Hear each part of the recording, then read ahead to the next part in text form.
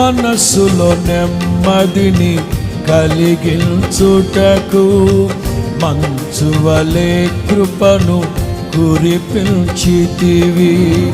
మనస్సులో నెమ్మదిని కలిగించుటకు పాడాలి కదా.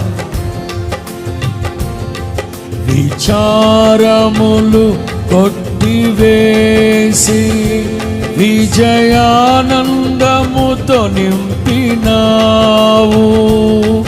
విచారములు కొట్టివేసి మగాళ్ళ వైపు స్వరం పెంచాలి కదా. నీరు పారేటి తోటగా చేసి సత్తువగల భూమిగా మార్చినావు. నీ కార్యము